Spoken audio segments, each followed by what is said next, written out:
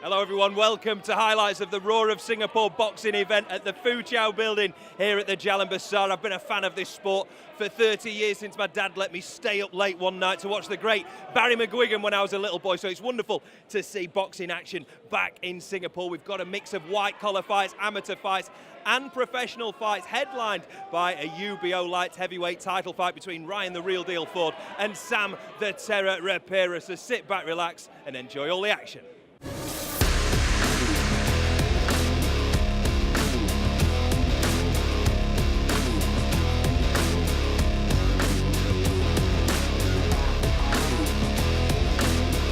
Ringstar Management would like to thank 11 Sports, Decathlon, Everlast, San Miguel, Smokies, Trident Partners Asia, Triple Retail and Right Hook Communications.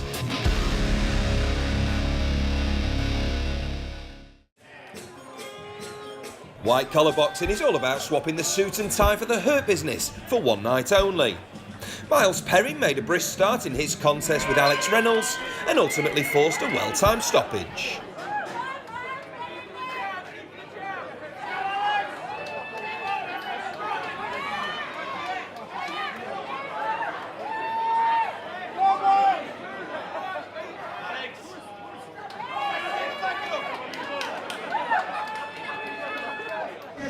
For your winner by TKO, fighting in the blue corner, Miles Perry! It was youth versus experience in the second white-collar contest. And the UK's Simon Triggs demonstrated that old dogs can indeed learn new tricks, as he won by technical knockout.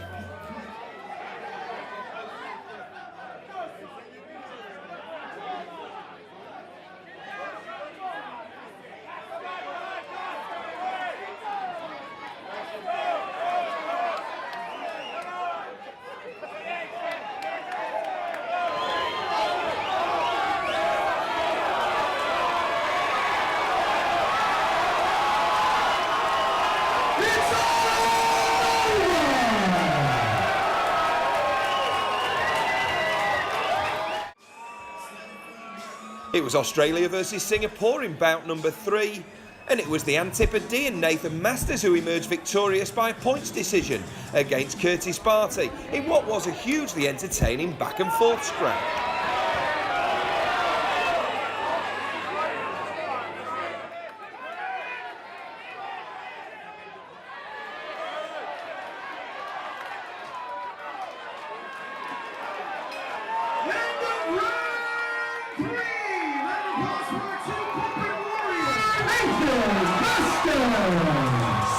Chan Zhenji also put on a great show, but the Singaporean was ultimately outpointed by the UK's Ryan Clark.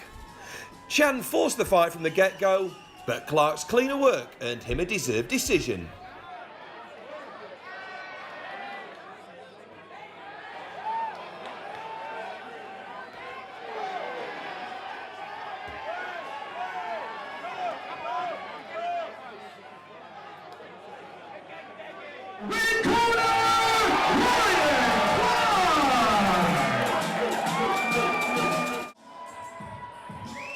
The best was certainly saved until last, as Josh Lee and Amandeep Bansil delivered a high-quality contest that was quite rightly pronounced white-collar fight of the night.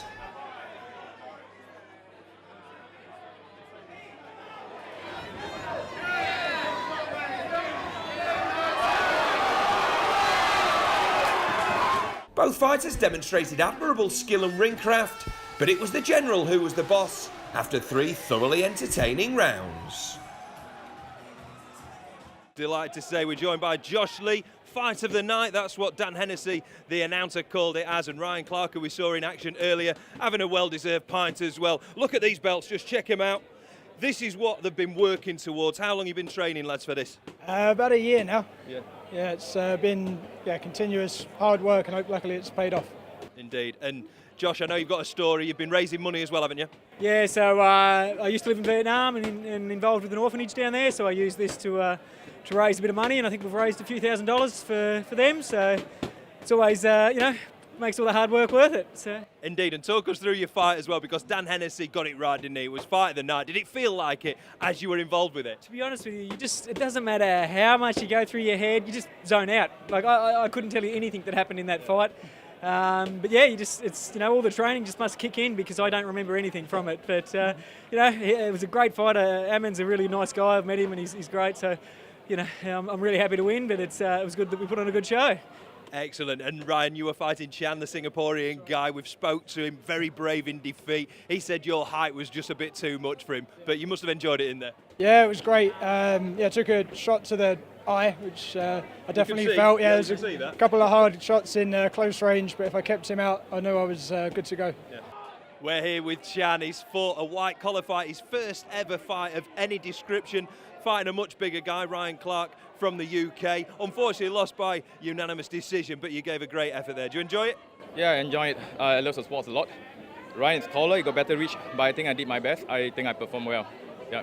Was that the problem? Because I saw in the first round you got your head on his chest and you were unloading. It looked as though that was the strategy. Was it just too difficult to carry on at that kind of pace? Yes, I have to go low and go behind my jab and into my range. Yeah, so while closing the gap, I will get jabbed. I lost by some points, and I think that's the difficulty in it. Yeah. But has it given you a flavour to go and have another fight, maybe in a slightly lower weight category where you'll face someone a bit smaller, maybe my height? No, I like tall, big guy. I'll stick to tall, big guy. I like that, yeah. An all-Singapore amateur exhibition contest was a welcome addition to a stacked card. Spencer Zhang will cause problems for any fighter, but Danish Housley's smooth performance suggests that he's a potential Lion City star of the future.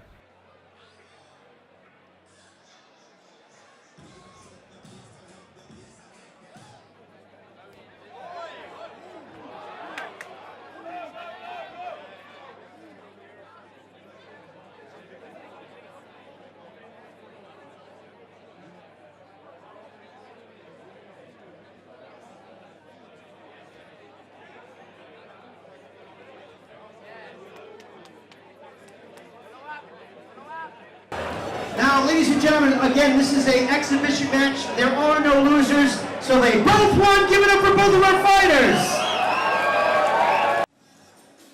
It was Malaysia versus Thailand in our first professional bout of the evening.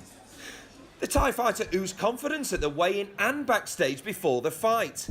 However, it proved that looks can certainly be deceiving, as Hui Keng Fai ended the contest with a seemingly innocuous left jab in the opening round.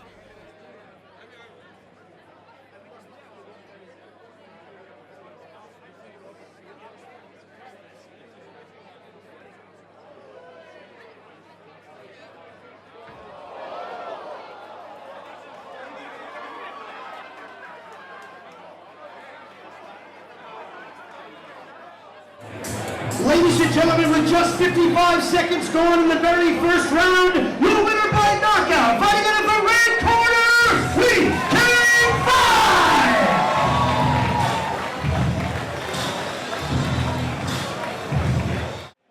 Many experienced journeymen tend to lose heart and desire as the losses pile up on their resumes. But Philippus Kanga is an exception to that particular rule. The Indonesian gave it everything in his scrap with Singaporean hero AJ David. Ranga gave AJ all the trouble that he could handle, but he was ultimately edged out in a relatively close points decision. A fantastic learning fight for AJ, who will have learnt a lot from what was a stiffer examination than he may have initially envisaged.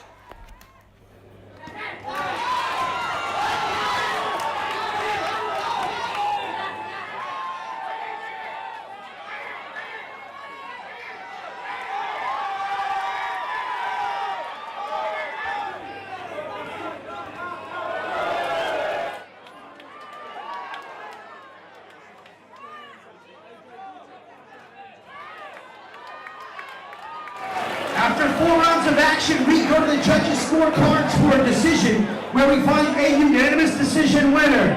Your winner, fighting out of the red corner, Alexander AJ David! That was a tough examination, wasn't it? Yeah, well, the first round I came out swinging, got him backed up against the rope, hit him with some good shots. But he showed a lot of heart, came back, got himself back in the fight. I was like, okay, I can't knock him out, I'll go back to what I do best, I box. So I showed he was a better boxer at the end of the day. And I think that contest probably highlighted to some of the fans here who maybe haven't seen a lot of boxing the difference between amateur and professional fighting. Power counts for a lot, but at the end of the day, if you can't get the knockout, you gotta go back to boxing. So if you can't box, well, you ain't gonna win. Well, as I showed, I can go 4 rounds, I can go 1 round if I need to, I can go any round that's required.